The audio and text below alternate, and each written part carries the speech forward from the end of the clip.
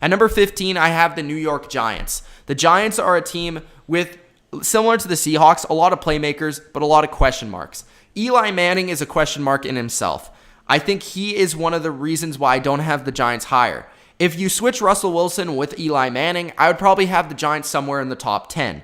I love Odell Beckham. I think he's arguably the best receiver in the league, and I think this year will be his best year yet. Brandon Marshall is one of the best receivers of all time, and he's going to be in the Hall of Fame someday.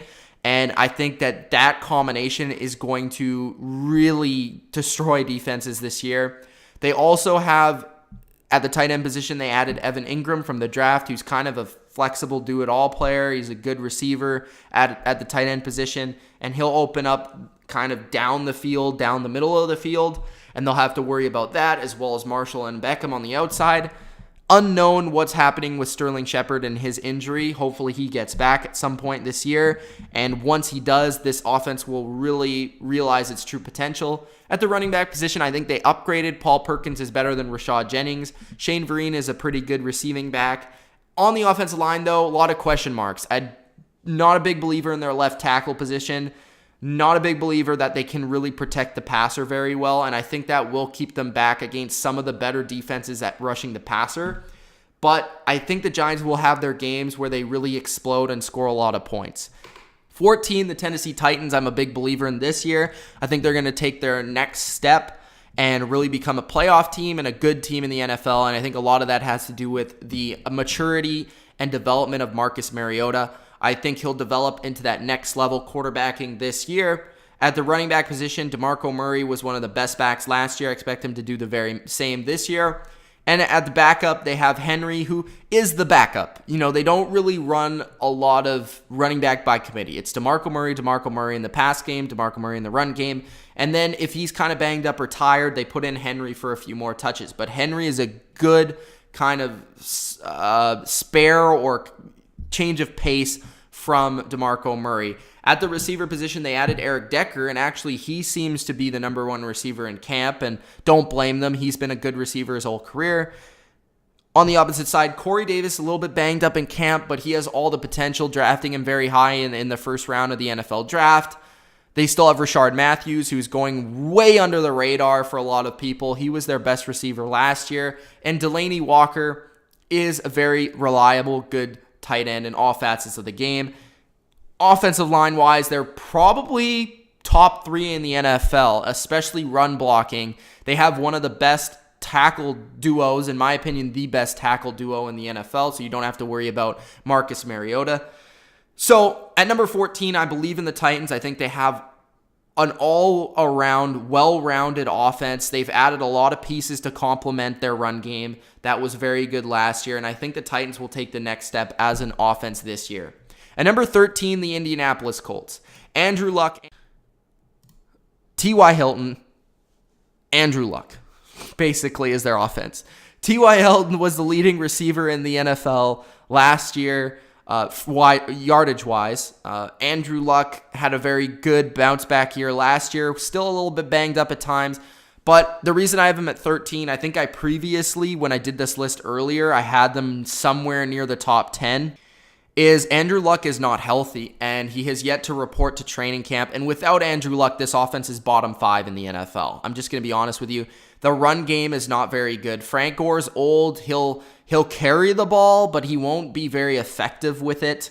Marlon Mack, they added in the draft. Not sure what he's going to give to the offense. Maybe more of a catching running back. Robert Turbin scored a lot of touchdowns, the most in his career last year. Tight end position, I think Jack Doyle is really going to benefit. Andrew Luck loves to throw the tight end. I think Jack Doyle is a decent tight end, and he really kind of broke out last year, had some flashes. At the receiver position, outside of T.Y. Hilton, who is one of the top 10 in the NFL, you have Dante Moncrief, who really can't stay healthy, but if he did, this would open up the offense even more. They added Kamar Aiken, who I think could be pretty sneaky for a lot of people. Kamar Aiken has been very reliable in his NFL career, previously with the Baltimore Ravens. Their offensive line should be a little improved. hopefully, because their offensive line has not been good and not been able to protect Andrew Luck. And if they can surround him with a good supporting cast, this would be a playoff team every single year. They just haven't been able to do that. Offensively, they've been good, but defensively and around their team, they haven't always been good. At number 12, I have the Tampa Bay Buccaneers, and this is an offense that will be one of the best in the NFL. They're going to break out this year. Jameis Winston's going to break out. They added Deshaun Jackson to help out Mike Evans and take some coverage away from him. O.J. Howard in the draft's one of the best tight end prospects in a very long time. Their offensive line is a little skeptical. Doug Martin should be coming back from suspension, and again, every 2 years Doug Martin plays. It seems to be his best seasons of his career. Jacquizz Rodgers is a decent fill-in and showed some flashes last year. Charles Sims is a good pass-catching running back. They really have it all on offense, besides maybe a third receiver and besides maybe a great offensive line. It's not a bad offensive line, but it's not great. And they even have Cam Brate to go with O.J. Howard and have a very good tight end duo. So with that tight end duo, with Jameis Winston and his upside, and with those duos at tight end and wide receiver, I see the Bucs breaking out and having a great season on offense. At number 11, I have the LA Chargers. The LA Chargers offense I love. I love the Chargers. I love Phillip Rivers, and I like what they have going on there. Anthony Lynn is going to open up more in the run game. Melvin Gordon's going to have his best season ever. They're going to be able to run the football. Every single place Anthony Lynn goes, they're able to run the ball. And I think Melvin Gordon's going to be one of the best backs in the NFL because of it. At the receiver position, Keenan Allen should be back and hopefully healthy. And when he is a reliable go-to first down mover.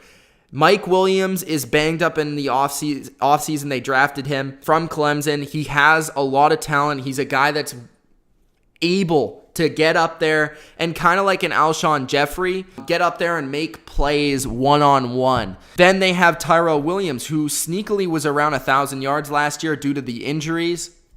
He's another guy that has a lot of rapport with Phillip Rivers, who has speed to go down the field. They have a lot of different other receivers like Inman and all these other guys. They have a great depth at the receiver position because of their injuries that they've previously had that's actually benefit this year's roster. At tight end, they have one of the best duos in the league with Hunter Henry and Antonio Gates. Both of these guys can do damage. I expect more Hunter Henry this year, but Antonio Gates is still reliable and still an all-time great. And along the offensive line is where it does scare me. If it wasn't for the offensive line, they would be somewhere in the top 8 for me. But the Chargers' offensive line is a little scary, especially with their injuries that they've had in training camp. So their offensive line is keeping them back, but they just have too much talent at every other skill position to really say they're not a great offense. And I think Phillip Rivers will have one of his best seasons yet. At number 10 is the Cincinnati Bengals, a team similar to the Chargers. I think they have a lot of offensive talent at all the skill positions, but their offensive line is keeping them back. Andy Dalton has improved over the past couple of years, in my opinion. Their running back position, Jeremy Hill, hopefully is no longer the starter because Joe Mixon is the real deal, and he is the man. He can do it all. He can run the ball. He can catch the ball. He can run people over, and he can run past people. Jeremy Hill could be a nice complement to him, especially in the red zone where Hill is good in that regard. Giovanni Bernard's made a quick comeback, and he's a good pass-catching back, and he's a good route runner. A.J. Green's one of the best receivers in the NFL, and last year was on pace to be maybe even the best receiver last year. They added John Ross in the draft, which gives them a whole new dynamic of speed and athleticism and electricity. Tight end position, Tyler Eifert just needs to stay healthy. He's one of the best in the NFL, especially in the red zone. They will have no problem scoring in the red zone, this team. But again, it's the offensive line. It's the offensive line, man. I'm not quite sure, and that's why I have them at number 10. At number 9, I have the Detroit Lions. The Detroit Lions don't have as many skilled position players as the Bengals, as the Chargers, or even the Bucs. But what they do have is they have Matt Stafford, and they have a good scheme. And I think what they did this offseason, they added some offensive linemen, which I think will help their run game out. And they also got back Amir Abdullah, who I think could be the breakout running back of this year. So they are going to be a better run game team, which is going to help Matt Stafford in the passing game. And really, they had no run game last year. You would be amazed what a run game does to open up the pass game. It was all on Matt Stafford's shoulders last year, and he did it all. This guy came back numerous times. Their offense was the reason why they were winning games. Whether it was Golden Tate, whether it was Marvin Jones, whether it was Eric Ebron, Theo Riddick, they have some targets there. They're not upper echelon great names, but Golden Tate's a good receiver, 90 receptions a couple years in a row. Eric Ebron's a tight end with huge upside. Theo Riddick's one of the best catching running backs in the NFL. They have Marvin Jones, who, if he can be more consistent, he could really be a great addition to this offense like we saw early last year. My question is, who's going to be the third receiver? Who steps up to replace Anquan Boldin? That's a question mark. But I like what they did along the offensive line to increase their value in the run game. And Amir Abdullah in that offensive line will help this offense be somewhere where it was last year and maybe even a little bit better. And number 8 is the Washington Redskins. The Washington Redskins is an offense that I love. I love the Redskins this year. I love Kirk Cousins. I love his motivation. I love the guy's heart. He's a very good quarterback, and he's shown it and proved it the last 2 years. They added Terrell Pryor. And a lot of people are saying they lost Deshaun Jackson, they lost Pierre Garçon. Terrell Pryor's better than both those guys. Jamison Crowder is a younger, better Deshaun Jackson. Jamison Crowder is very, very good. I've said it in how many videos. He's quick, fast, great route runner, can beat people down the field, can move the chains. He's an all-around good receiver, great slot receiver, and now they're going to ask him to move more to the outside this year. Terrell Pryor is going to be one of the best receivers in the NFL, given that he was already one of the best last year on a terrible Browns team with no-name quarterbacks. Now he has Kirk Cousins on the Redskins scheme and offense. Their run game is a little question marky. Rob Kelly, P. Ryan, can they get something there where they can really be consistent? Who knows? Their offensive line is fairly good, especially in the pass game. I think they can protect the quarterback well. Their tight end position is great. Jordan Reed's a little banged up right now, but they still have Vernon Davis. They have Niles Paul, a very good trio at tight end. And they have Josh Doxson, who hopefully becomes healthy and can play, who's a former first-round pick from a season ago. Didn't really get his chance last year, but has a lot of talent. So the Redskins have everything going for them, and I'm a huge believer in their offense this year, and especially in Kirk Cousins. Next on the list, I have the Dallas Cowboys. Recent news has just come out that Ezekiel Elliott, at least for now, will be suspended for 6 games in the 2017 NFL regular season. Now, he may appeal this suspension, but as far as I know at this current point in time, he's suspended for 6 games. Everything they do is centered around Ezekiel Elliott. Whether that's running the football, whether that's passing the football, the play action, the screens, everything is centered around Ezekiel Elliott. Without Ezekiel Elliott on the Cowboys offense, they are no longer an elite offense in the NFL. Yes, they have great depth. They have McFadden. They have Alfred Morris. Both proven runners in the past, and they'll provide a good combination for the Cowboys. But they're not Ezekiel Elliott. Elliott is one of the top 3 running backs in the league, has great explosiveness and great ability. With McFadden and Morris, they're going to give you decent games, but you're not having to worry about stopping the run first when you're playing the Cowboys. Now all the pressure goes on second-year quarterbacks Dak Prescott's shoulders. He's going to have to take that in, and it's going to be more of a pass-first offense. No longer are opponents going to have to worry a lot about the read option game that Dak Prescott uses or the play-action game that Dak Prescott uses. The complementary pass game now becomes a primary pass game in Dallas.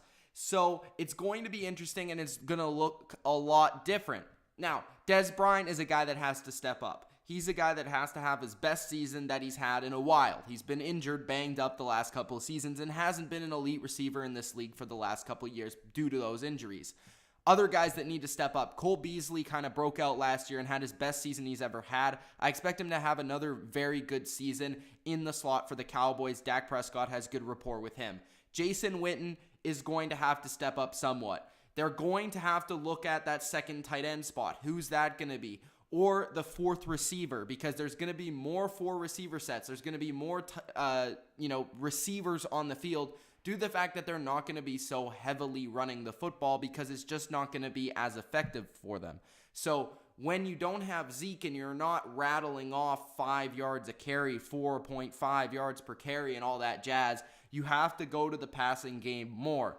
Who's going to step up in that department? Is it going to be Butler, who's looked really good in the preseason? Is it going to be Terrence Williams, who's had flashes here and there, but he's never really broken out? Who is going to step up for the Cowboys in the passing game?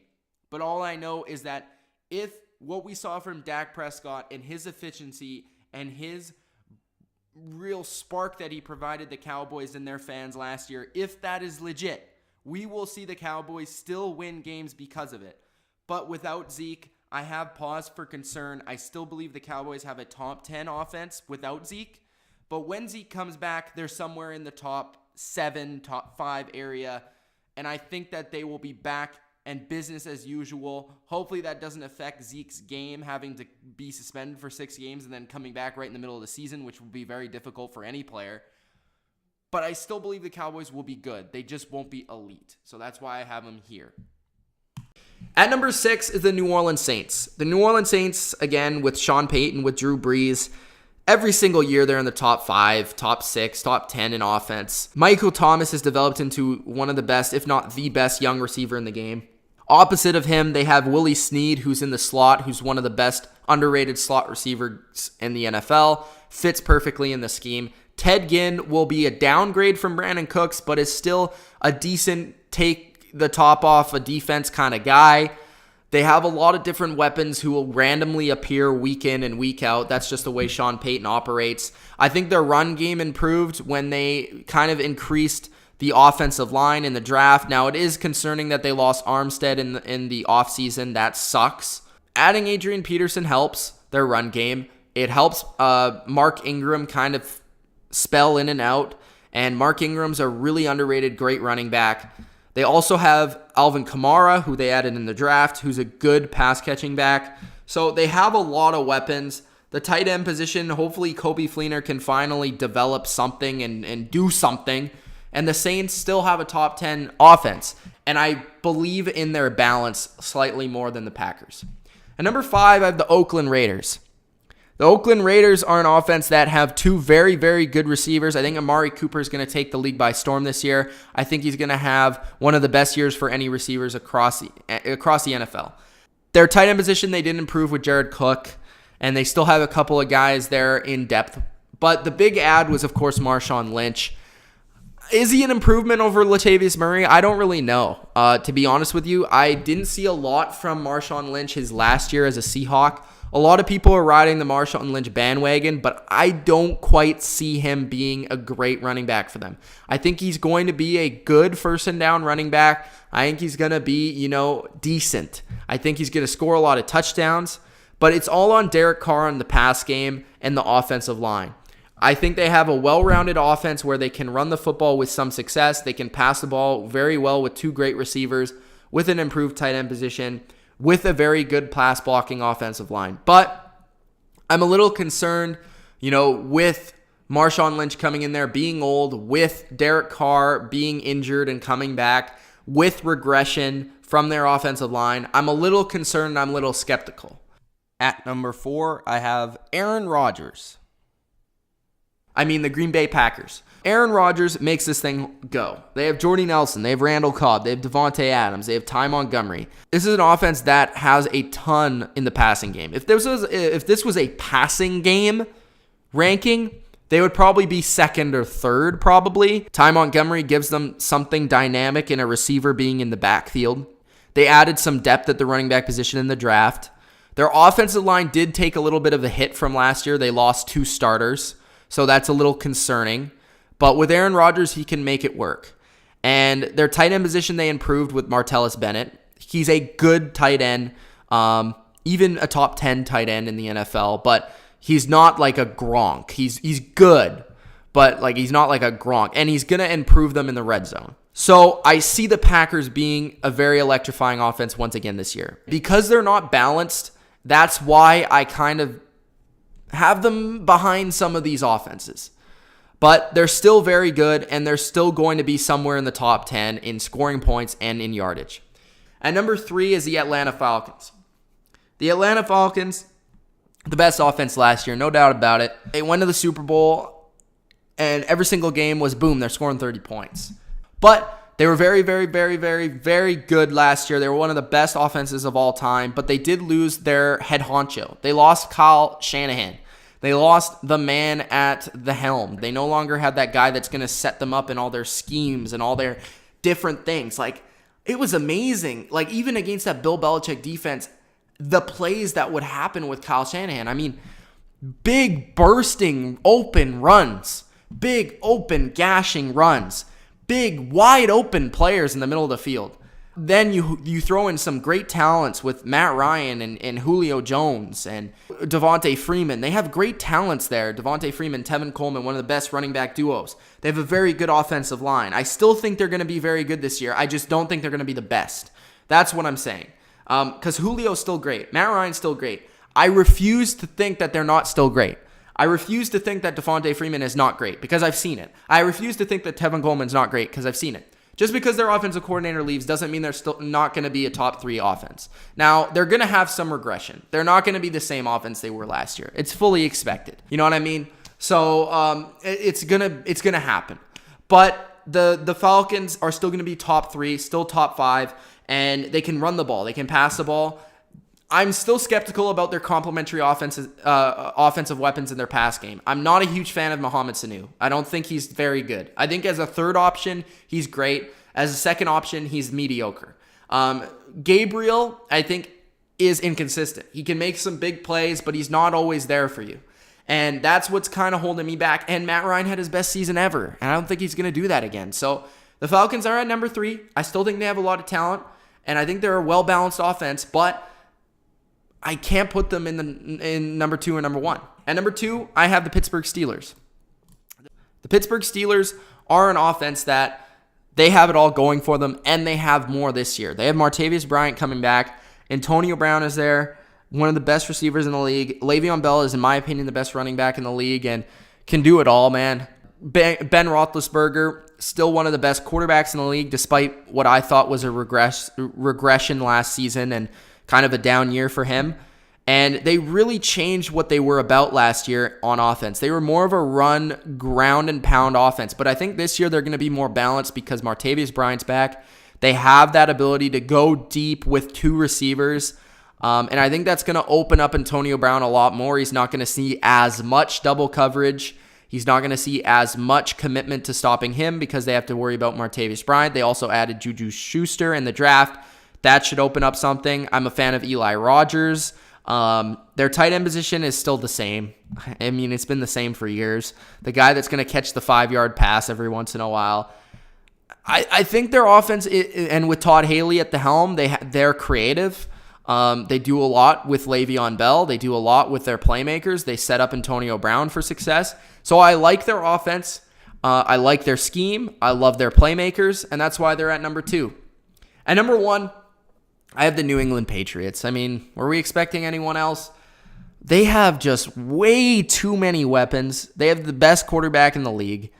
Tom Brady still playing at all-time high. They have Bill Belichick. They have Josh McDaniels, one of the best offensive minds in the league. They have the best coach in the league.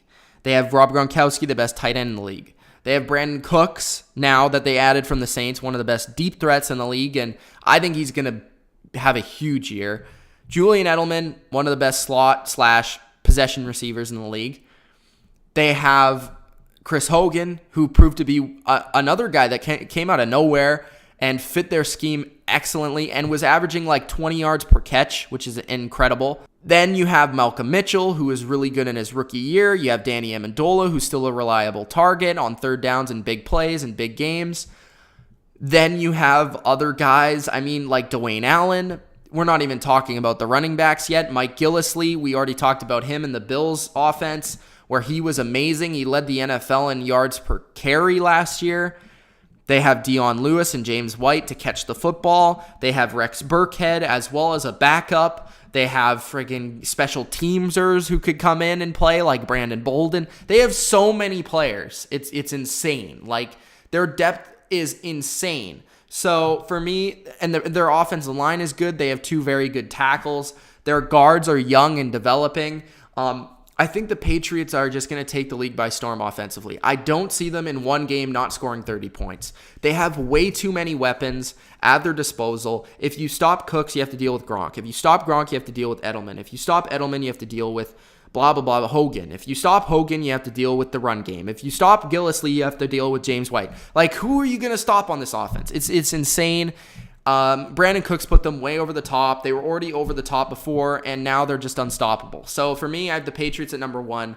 So for the top 32 offenses in the NFL, I have at number 1 the Patriots, number 2 the Steelers, number 3 the Falcons, number 4 the Cowboys, number 5 the Raiders, number 6 the Saints, number 7 the Packers, number 8 the Redskins, number 9 the Lions, number 10 the Bengals, number 11 the Chargers, number 12 the Bucks, number 13 the Colts, number 14 the Titans, number 15 the Giants, number 16 the Seahawks, number 17 the Panthers, number 18 the Cardinals, number 19 the Eagles, number 20 the Dolphins, number 21 the Vikings, number 22 the Broncos, number 23 the Chiefs, 24 the Ravens, 25 the Bills, 26 the Jaguars, 27 the 49ers, 28 Texans, 29 the Bears, 30 the Browns, 31 the Rams, and 32 the New York Jets. So those are the NFL offenses ranked from number 1 to 32.